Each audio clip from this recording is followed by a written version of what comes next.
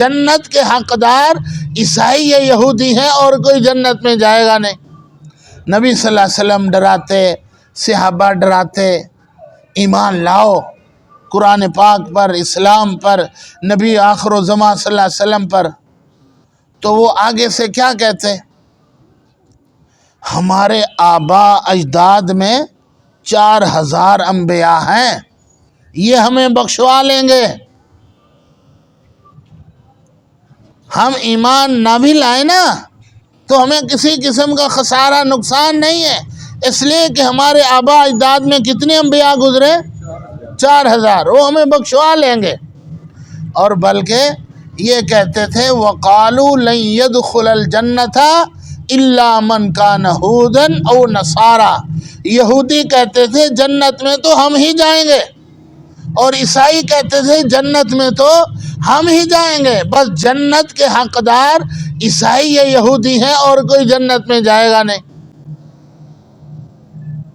اور ایک جگہ اللہ پاک فرماتے ہیں وَقَالُوا لَن تَمَسَّنَا النَّارُ إِلَّا أَيَّامًا مَّعْدُودَاتٍ، یہ یہودی کہتے تھے بنی اسرائیلی اگر بالفرض والمحال ہم جہنم میں گئے بھی صحیح نا تو چند دنوں کے لیے جائیں گے۔ وہ چند دن کتنے؟ جتنے ہمارے آبا نے وہ سامری کے کہنے پر بچھڑے کی پوجا کی تھی، بس جتنے دن پوجا کی تھی نا بچھڑے کی اللہ کو چھوڑ کر، اتنے دن دوزخ میں جائیں گے، باقی اصلی جنتی تو ہم ہیں، ہمارے علاوہ کوئی جنت میں نہیں جائے گا۔ تو یہ ان کی خام خیالی تھی، سمجھ گئے؟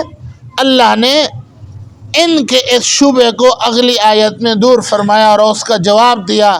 دیکھیے وَاتَّقُوا يَوْمًا، شبہ سمجھ میں آ گیا نا ان کی سوچ کیا تھی اپنے بارے میں کہ ہمیں ایمان کی ضرورت نہیں، ہمارے انبیاء ہماری بخشش کروا لیں گے۔ اللہ نے آیت نمبر 38 میں اس کا جواب دیا ہے وَاتَّقُوا، اے بنی اسرائیلیو ڈرو، یوماً اس دن سے، لا تجزی نفس عن نفس، یہ دن کون سا ہے؟ قیامت کا۔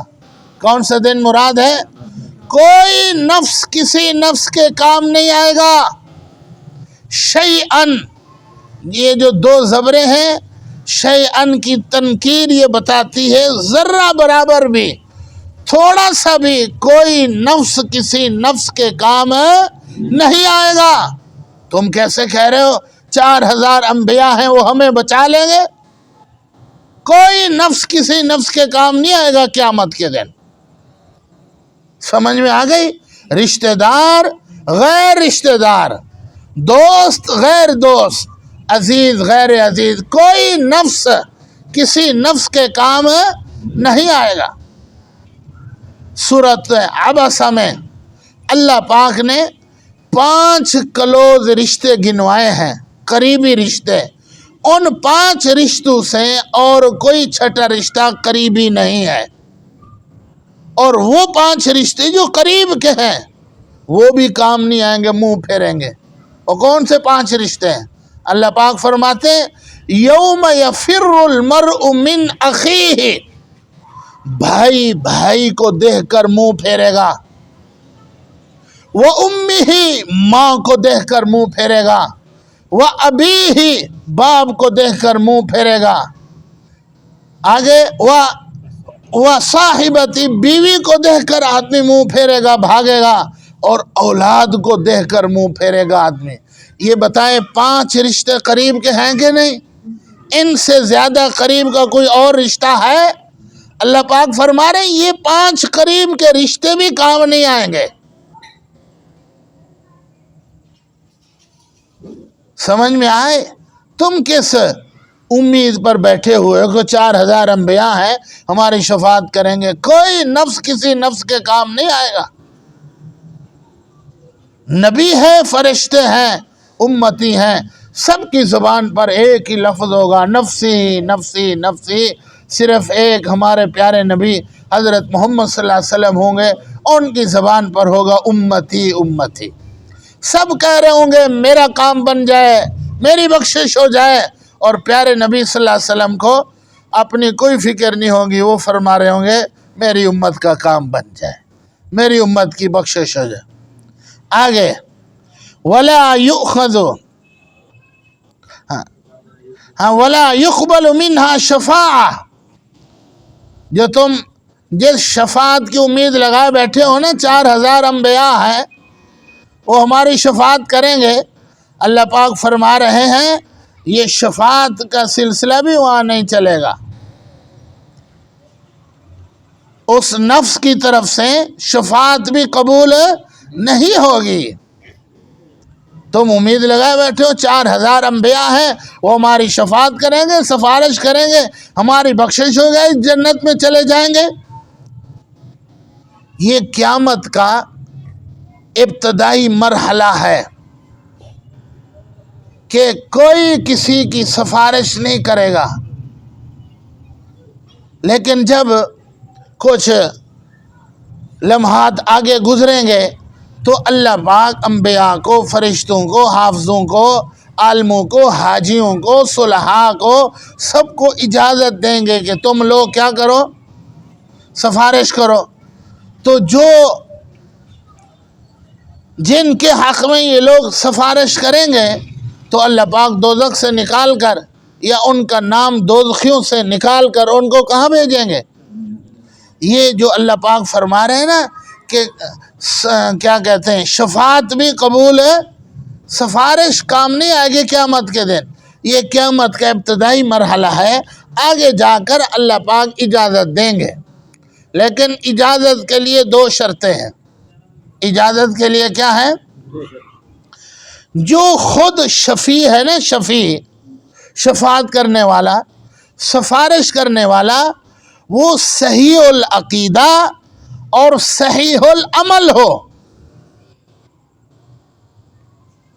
यानी दूसरे लफ्ज़ों में आप यूँ कह लें, हाफिज़ है तो सहीउल अक़ीदा बाअमल हाफिज़ हो, और आलिम है तो सहीउल अक़ीदा और सहीउल अमल आलिम हो, हाजी है तो सहीउल अक़ीदा हाजी और सहीउल अमल हाजी हो।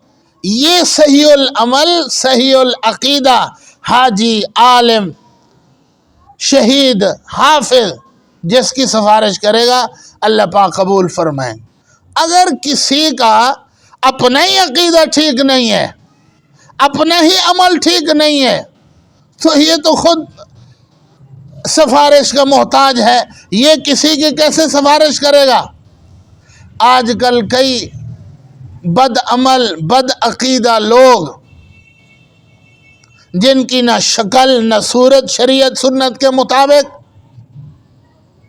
अपने मानने वालों को कहते हैं हम क़यामत के दिन तुम्हारा काम करेंगे, हम क़यामत के दिन तुम्हारी सिफारिश करेंगे। जिन लोगों का अपना अमल ठीक नहीं है, जिन लोगों का अपना अक़ीदा ठीक नहीं है, ये तो खुद इस काबिल हैं कि इन पर कोई रहम करे, चीज़ है कि ये किसी पर रहम करेंगे और सिफारिश करेंगे। और कुरान समझ आ रहा है।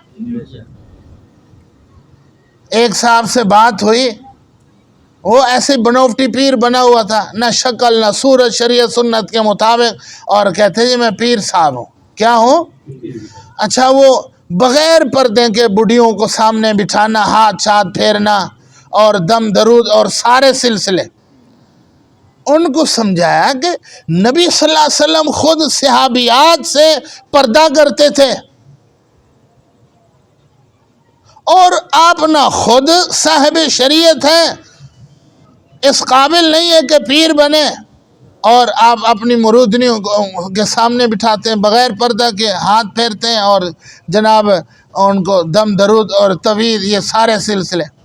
अच्छा, वो आगे से क्या जवाब देता है, और जी देखेंगे नहीं तो क़यामत वाले दिन इन्हां दी सिफारिश किंज करांगे। भी बंदा खुदा, तेरा अक़ीदा भी ठीक नहीं है, तेरा अमल भी ठीक नहीं है, तुझे कौन अथॉरिटी और इख्तियार देगा सिफारिश की? तू तो खुद इस काबिल होगा कि तेरी कोई सिफारिश करे। और समझ आ रही बात? जो लोग खुद सुन्नत और शरीयत पर अमल नहीं करते, ये खुद काबिल रहम और तरस होंगे क़यामत के दिन। انہوں نے کیا کسی کی سفارش کرنی ہے؟ الحمدللہ، سمجھ آ رہی بات؟ تو سفارش کرنے کے لیے یہ شرط ہے کہ جو بندہ سفارش کر رہا ہے وہ صحیح العقیدہ اور صحیح العمل ہو۔ اچھا، اور پھر جس کے حق میں سفارش کریں گے شفیع، ان کے لیے بھی شرط ہے کہ وہ صحیح العقیدہ ہوں۔ اگر کافر ہیں، مشرک ہیں، تو نبی کو بھی حق حاصل نہیں ہوگا کہ کسی کافر اور مشرک کی کیا کرے؟ عمل میں تو چلو کمی کوتاہی امتوں میں ممکن ہے، ہو سکتی ہے، لیکن سفارش کے لیے کم سے کم یہ شرط ہے کہ نبی، فرشتہ، حافظ، قاری، حاجی، شہید، جن کے حق میں ان کو اجازت ملے گی سفارش کی، وہ کم سے کم اس کا عقیدہ کیا ہونا چاہیے؟ صحیح ہونا چاہیے۔ اگر عمل میں کوئی کمی کوتاہی ہوئی اللہ کی رحمت کی برکت سے یا کسی کی شفاعت کام آئے گی، بخشش ہو جائے گی، لیکن تم جس امید پر بیٹھے ہوئے ہو کہ 4000 انبیاء ہیں، وہ ہمارے سر کے تاج ہیں، وہ انبیاء تھے، صحیح العقیدہ صحیح العمل ہونے کے امام تھے، لیکن تمہارے پاس تو ایمان ہی نہیں ہے۔ اور سمجھ آ رہی بات ہے؟ نبی آخر الزمان کا زمانہ ہے، تم نے ان کا کلمہ نہیں پڑھا، تمہارے پاس تو ایمان ہی نہیں ہے۔ سفارش کے لیے یہ پہلی شرط ہے کہ جس کے حق میں سفارش کی جائے گی وہ کیا ہونا چاہیے؟ ایمان والا۔ تمہارے پاس تو ایمان ہے نہیں، اس لیے تم خواہ کی امید لگائے بیٹھے ہو کہ 4000 انبیاء ہماری سفارش کریں گے، تم تو کفر پر مر رہے ہو۔ سمجھ آ رہی بات؟ اور آج بھی اسی ذہن کے لوگ، بہت سے گدی نشین، بہت سے صاحبزادے بیٹھے ہوئے، ہمارے آبا اجداد بڑے بڑے بزرگ تھے، اولیاء اللہ تھے، ٹھیک ہے ہمارے اندر کوتاہیاں ہیں لیکن وہ ہمیں بخشا دیں گے۔ حدیث پاک ہے، حدیث پاک نبی صلی اللہ علیہ وسلم نے فرمایا، جس آدمی کو اپنا ایمان اور اپنا عمل پیچھے کر دے، بڑے سے بڑا عالی نسب بھی اس کو آگے نہیں لا سکتا۔ جس آدمی کو اپنا ایمان اور اپنا عمل پیچھے کر دے، اس کو بڑے سے بڑا نسب بھی آگے نہیں لا سکتا۔ اور یہ آپ نے انہی کے بارے میں ارشاد فرمائے، نہ ایمان ہے اور صرف نسب پر امید لگا بیٹھے، ہمارے آبا اجداد میں انبیاء تھے، تو یہ شفاعت بھی قبول نہیں ہوگی۔ اس کا کیا مطلب؟ یہ قیامت کے ابتدائی مرحلہ ہے، آگے اللہ نیک لوگوں کو اجازت دیں گے کہ تم کیا کرو، لیکن جو سفارش کریں گے ان کے لیے 2 شرطیں، صحیح العقیدہ بھی ہو اور صحیح العمل بھی ہو، اور جن کے حق میں سفارش ہوگی اس کے لیے کم سے کم یہ شرط ہے کہ صحیح العقیدہ ہو، صحیح العقیدہ ہو۔ عملی کمی کوتاہی تھی تو کسی کی سفارش سے کام بن جائے گا۔ اچھا آگے، وَلَا يُقْبَلُ مِنْهَا عَدْلٌ، اور کوئی فدیہ وغیرہ، کوئی فدیہ وغیرہ بھی قیامت کے دن نہیں چلے گا۔ میں کہوں گا یا اللہ یہ 1 کروڑ روپے کا چیک ہے، یہ آپ لے لیں اور مجھے دوزخ میں نہ بھیجیں۔ اللہ پاک فرمائیں گے یہ فدیے وغیرہ وہاں نہیں چلیں گے، فدیے وہاں نہیں چلیں گے۔ کوئی آدمی مال دے کر اپنے آپ کو چھڑوانا چاہے گا تو یہ چھڑوا نہیں سے، اللہ پاک فرمائے وَلَا يُؤْخَذُ مِنْ عَدْلٍ، اس نفس کی طرف سے کوئی فدیہ بھی قبول نہیں کیا جائے گا۔ سورۃ المعارج 29واں پارہ، اللہ پاک فرماتے ہیں، یود المجرم لو یفتدی من عذاب یومئذ ببنیہ وصاحبتہ واخیہ وفصیلتہ التی تؤویہ ومن فی الارض جمیعا ثم ینجیہ کلا۔ اللہ پاک فرما رہے ہیں قیامت کے دن اگر کوئی مجرم اپنی جان کے بدلے میں فدیے کے طور پر اپنا بیٹا دینا چاہے گا، اپنی بیوی دینا چاہے گا،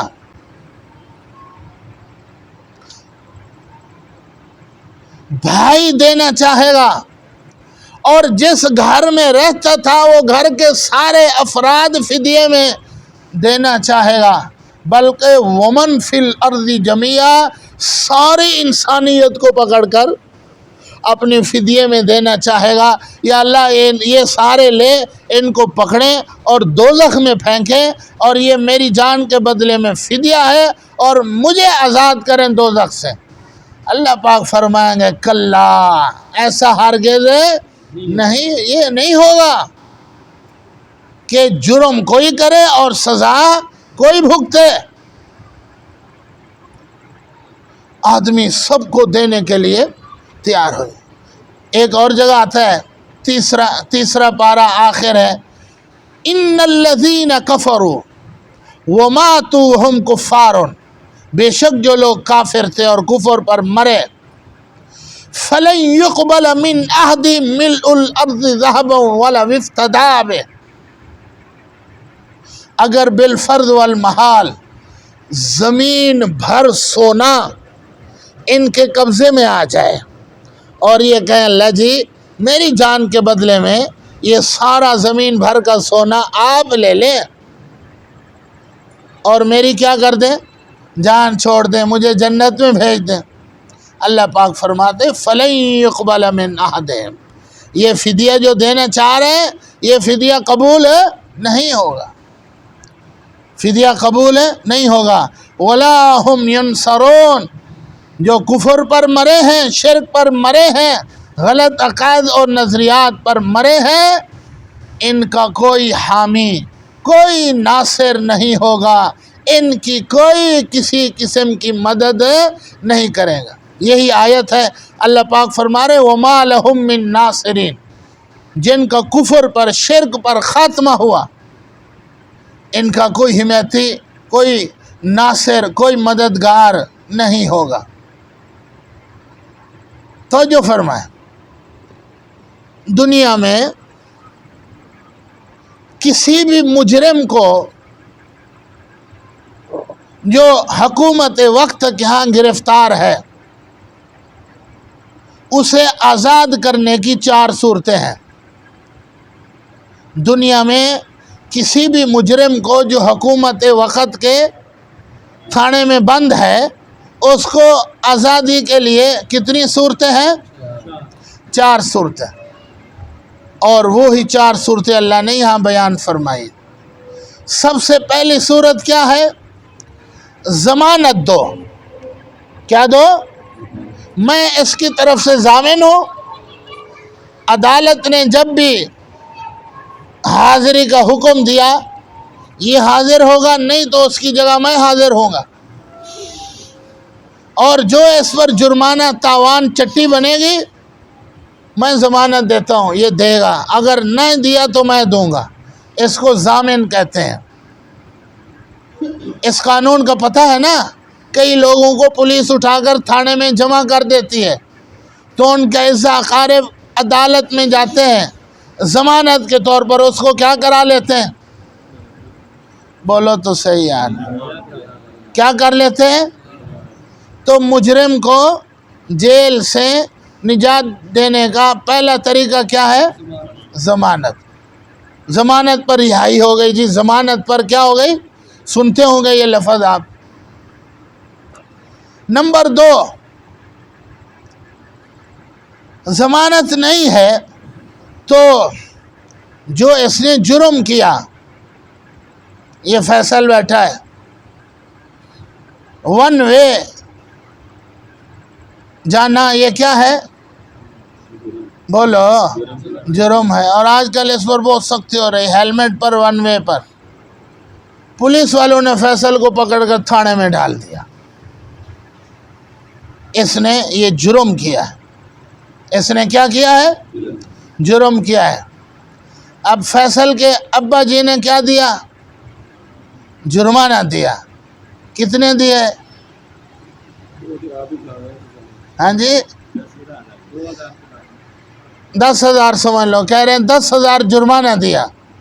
تو 10,000 جرمانہ دے کر مجرم کو کیا کرا دیا؟ تو مجرم کو جیل سے چھڑانے کا یہ دوسرا طریقہ ہے. جو اس کا جرم ہے اس کے مطابق جو جرمانہ بنتا ہے وہ دیں اور اپنے مجرم کو چھڑوا لو. سمجھ آ رہی بات؟ اور تیسری صورت، رشتہ دار جیل میں پکڑا گیا اور کسی M P M N A سے فون کرا دیا. کسی M N A M P A سے کیا کرا دیا؟ سفارش. تو M N A M P A کی سفارش پر پولیس والوں نے کیا کر دیا؟ تو ایک مجرم کو آزاد کرانے کی یہ تیسری صورت ہے، سفارش. اور چوتھی صورت، اپنی جماعت اور جتھے کی بنیاد پر آپ تھانے کے اوپر جا کر حملہ کریں، اس کی کھڑکیاں دروازے گیٹ توڑیں اور اپنے مجرم کو آرام سے رہا کرا کے لے جائیں. اور ایسے ہوتا ہے.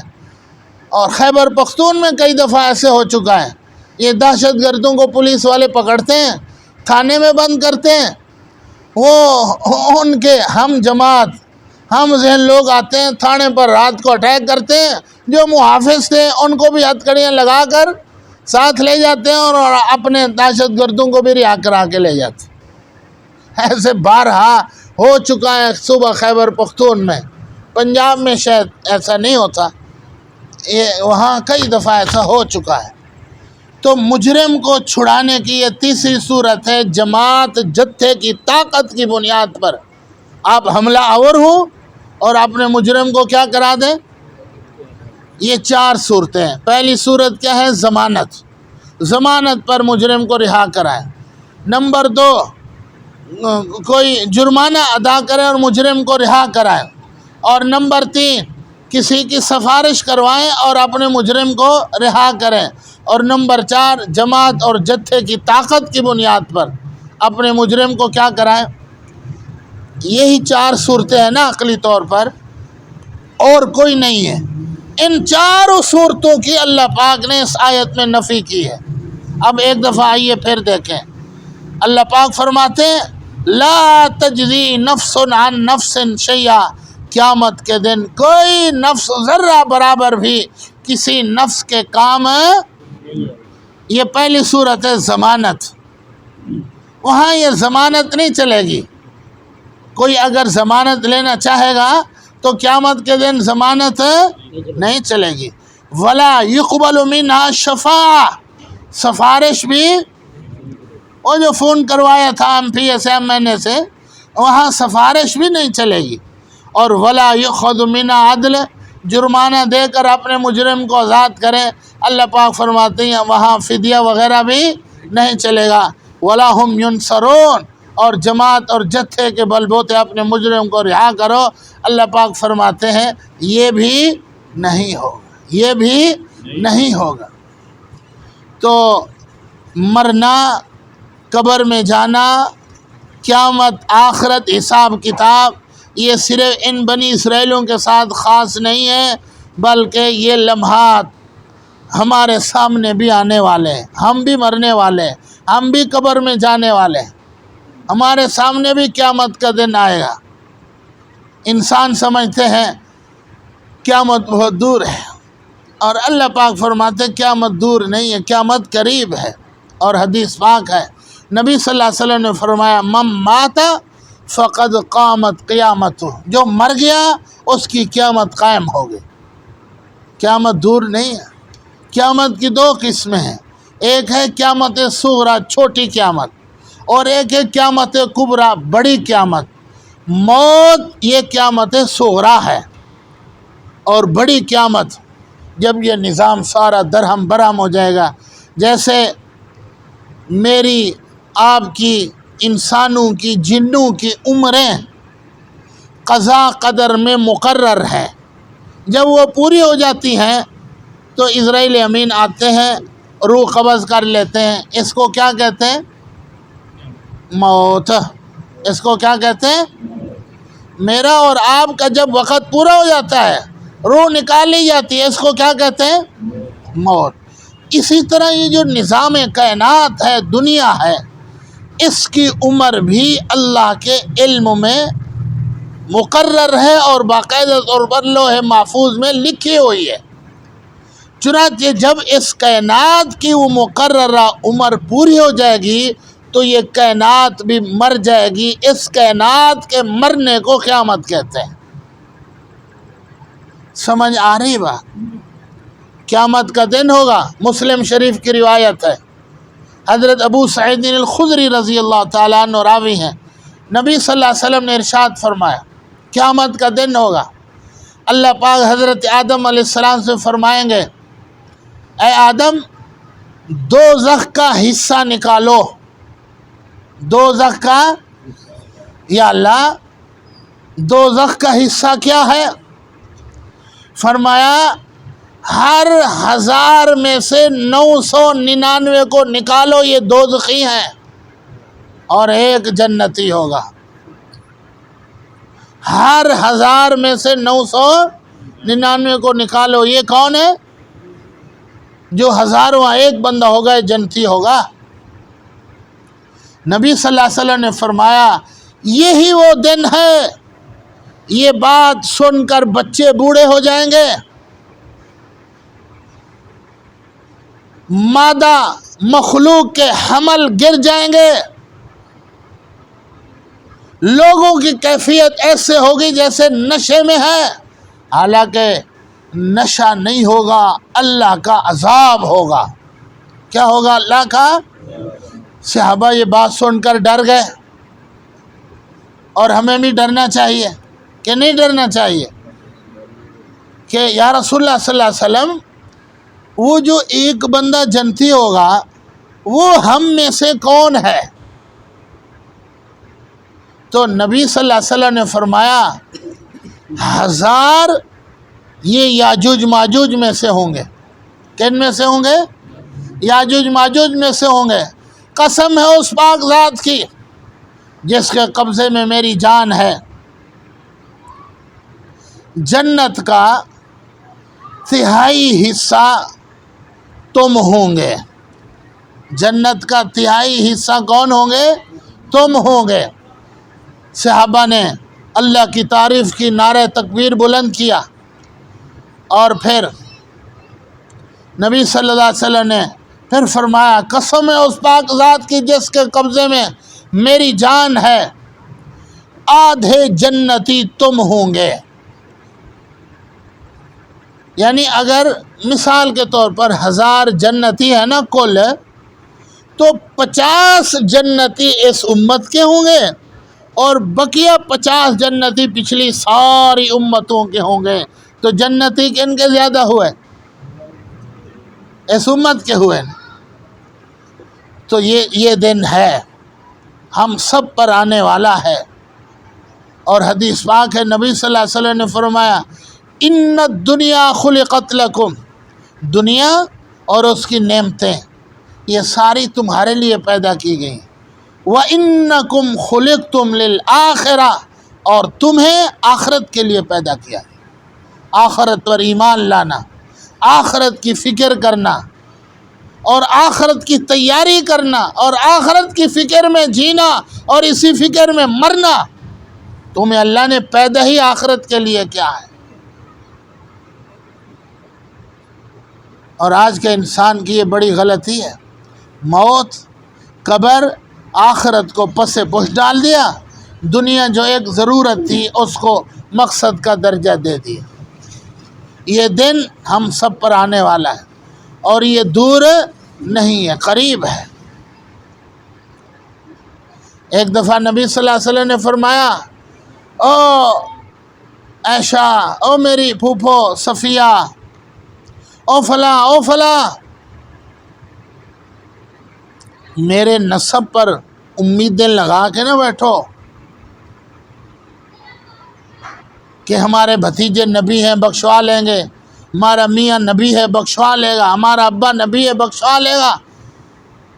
کہیں ایسا نہ ہو کہ اور لوگ تو ڈھیروں نیکیاں لے کر آئیں اور تم بس میری امید پر ہی بیٹھے ہوئے ہو۔ قیامت کے دن میں 3 موقعوں پر کسی کے کام نہیں آؤں گا، 3 موقعوں پر کسی کے کام نہیں آؤں گا۔ نمبر 1، جب نامہ اعمال ملیں گے، دائیں ہاتھ میں ملتا ہے یا بائیں ہاتھ میں ملتا ہے۔ نمبر 3، جب نامہ اعمال تولے جائیں گے، نیکیوں کا پلڑا بھاری نکلتا ہے یا گناہوں والا۔ اور جب پل صراط کراس کریں گے، ان 3 موقعوں پر میں کسی کے کام نہیں آؤں۔ سمجھ آ رہی بات؟ تو اسی فکر میں ہم نے جینا ہے اور اسی فکر میں ہم نے مرنا ہے۔ پھر مزے ہی مزے، پھر مزے ہی مزے۔ اور اگر دنیا کو ہی سب کچھ سمجھا، محنت کا میدان بنایا، موت کی آخرت کی تیاری نہ کی، تو پھر بڑے مسائل پریشانیاں ہیں۔ اللہ نے کتابیں نازل کی، انبیاء بھیجے، اسی عقیدے اور نظریے کو سمجھانے کے لیے کہ یہ دنیا ہی سارا کچھ نہیں ہے۔ موت آئے گی، مٹی کھا جائے گی، کیڑوں مکوڑوں کی غذا بنو گے تم، ایک دفعہ پھر ہم تمہیں زندہ کر کے اپنے سامنے کھڑا کریں گے، تم سے حساب کتاب لیں گے۔ زندگی کا حساب دو، جوانی کا حساب دو، مال کن طریقوں سے کمایا تھا، جائز یا ناجائز طریقوں سے، خرچ کہاں کیا، اور عمل کتنا کر کے آئے ہو اپنے علم پر۔ حقوق اللہ کی پیشیاں لگیں گی، حقوق العباد کی پیشیاں لگیں گی۔ تو اللہ پاک فرما رہے ہیں وَاتَّقُوا يَوْمًا، ڈرو اس دن سے۔ کہ کون سا دن مراد ہے؟ قیامت کا دن مراد ہے۔ کوئی کسی کے کام نہیں۔ جس کو اپنا ایمان، اپنا عمل پیچھے کر دے، اس کو کوئی آگے نہیں لا سکتا۔ اس لیے آخرت کی فکر، موت کی فکر اور اس کی تیاری، اس کی پلاننگ، سمجھ آ رہی نا بات؟ جیسے ہم نے گیس کا میٹر لگوانا ہو یا بجلی کا میٹر یا بیٹی کی نوکری لگوانی ہو تو ڈاکومنٹس تیار کرتے ہیں نہیں کرتے ہیں نا، ڈاکومنٹس ایک فائل تیار کرتے۔ اسی طرح موت اور آخرت کی بھی فائل ہمیں تیار کرنی چاہیے۔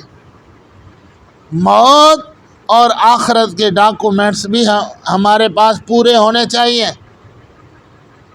وہ کیا ہیں؟ نمبر 1، ہمارے فرائض پورے ہونے چاہیے۔ کیا کہا میں نے؟ نمبر 2، واجبات پورے ہونے چاہیے۔ سنت موقدہ کا اہتمام ہونا چاہیے۔ یہ 3 کام کرنے کے ہیں، یہ 3 کام ہیں، فرائض پورے، واجبات پورے، سنت موقدہ بھی پوری ہونے چاہیے۔ اور نمبر 3، مکروہ تحریمی سے اپنے آپ کو بچائیں۔ نمبر 5، حرام سے اپنے آپ کو بچائیں۔ اور سمجھ آ رہے ہیں؟ اسی کو آپ بزرگی اور ولایت کا ڈاکومنٹس کہہ لیں، نصاب کہہ لیں، اور اسی کو موت اور آخرت کا نصاب، ڈاکومنٹس اور فائل کہہ لیں۔ جس بندے کے ہاں ان 5 باتوں کا اہتمام ہے نا، وہ زندہ ہے تب کامیاب، مر گیا تو تب کامیاب۔ امیر ہے تب کامیاب، غریب ہے تب کامیاب، پڑھا لکھا ہے تب بھی کامیاب، ان پڑھ ہے تو، اگر یہ ان 5 باتوں کا اہتمام ہے۔ سمجھ میں آ گئی بات؟ اور اسی بات کو دوسرے لفظوں میں یوں بھی کہہ سکتے ہیں، موت کا، آخرت کا ڈاکومنٹس، موت کی، آخرت کی کون سی چیزیں ہیں جو پوری ہونی چاہیے؟ نمبر 1، آپ کی نمازیں پوری ہونی چاہیے۔ توجہ سے سنیں، موت کا ڈاکومنٹس، موت کا نصاب آپ کو بتا رہا ہوں، کیا پوری ہونی چاہیے؟ نمازیں پوری ہونی چاہیے۔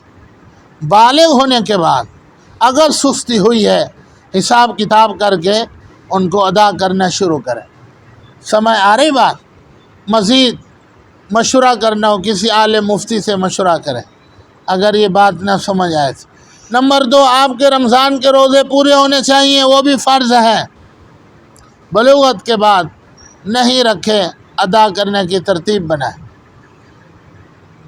نمبر 3، زکوٰۃ فرض ہے صاحب نصاب پر، زکوٰۃ کیا ہونی چاہیے؟ پوری ہونی چاہیے۔ اگر صاحب نصاب ہونے کے باوجود زکوٰۃ نہیں دی تو حساب کتاب کر کے جتنے سالوں کی نہیں دی یک مشت دے، اعلیٰ درجہ ہے، قسط وار دے، یہ ادنا درجہ ہے، دینا پڑے گا، معاف نہیں ہے۔ حج بھی کر لے تو تب بھی زکوٰۃ معاف نہیں ہے۔ سمجھ آگے بات؟ نمبر 4، قربانی۔ نمبر 4 کیا ہے؟ قربانی، یہ بھی واجب ہے کرنا۔ کر رہے ہیں، ٹھیک ہے الحمدللہ۔ بلوغت کے بعد صاحب نصاب تھے، قربانی واجب تھی، نہیں کی، حساب کتاب کر کے اب ادا کریں۔ اس کی ادا کرنے کی صورت کیا ہے؟ پیسے دیں گے، جانور نہیں ذبح کرنا، جانور نہیں ذبح کرنا۔ اور مختلف مدارس میں انتظامات ہوتے ہیں اجتماعی قربانی کے، ان سے جا کے پوچھیں جی 2010 میں آپ کے ہاں اجتماعی قربانی کا انتظام تھا تو فی حصہ کتنے کا تھا؟ 2000 میں فی حصہ کتنے کا تھا؟ اس طرح معلومات جمع کر کے یہ پیسے اللہ کی راہ میں دے، معاف نہیں ہے، قربانی معاف ہے۔ سمجھ آ رہی بات؟ اور نمبر 5، فطرانہ، یہ بھی صاحب نصاب پر کیا ہے؟ واجب ہے فطرانہ، نہیں دیا دیں جتنے سالوں کا نہیں دیا۔ نمبر 6، زمیندار ہے، زمین سے پیداوار حاصل کرتے ہیں، عشر دیتے ہیں، اچھی بات ہے، نہیں دی تو حساب کتاب کر کے عشر بھی دیں۔ 6 باتیں۔ 7ویں بات، حج بیچ میں رہ گیا، چوتھے نمبر پر حج آتا ہے۔ چوتھے نمبر پر کیا آتا ہے؟ حج۔ حج فرض تھا، نہیں ادا کیا تو اب جتنا جلدی ہو سکے ادا کریں۔ حج کے نصاب کا پتہ ہے؟ حج کا نصاب کیا ہے؟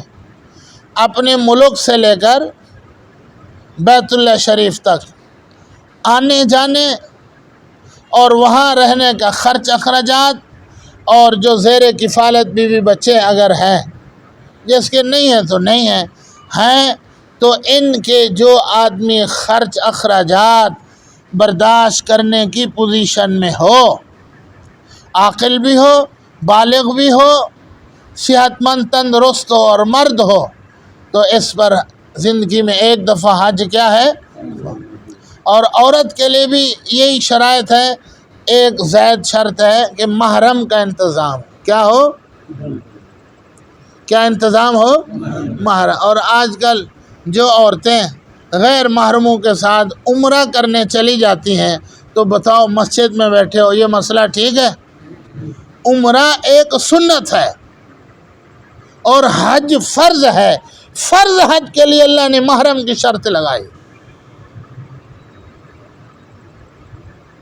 اور آج کل عورتیں اور کئی مرد غیر محرم عورتوں کے ساتھ جا رہے ہیں، کئی غیر محرم عورتیں غیر محرم مردوں کے ساتھ جا رہی ہیں۔ فرض حج کے لیے محرم کی شرط ہے، سارا کچھ ہے عورت کے بعد، لیکن محرم کا انتظام نہیں ہے، ساری زندگی اس پر حج فرض نہیں ہے۔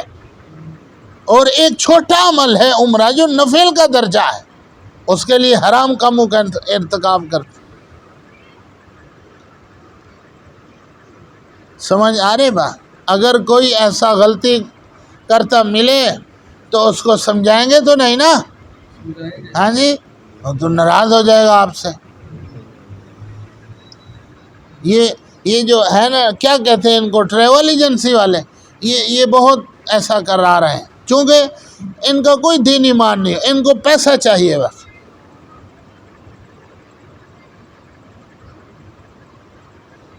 ہمارے ساتھ ایک طالب علم پڑھتے تھے، چترال کے تھے،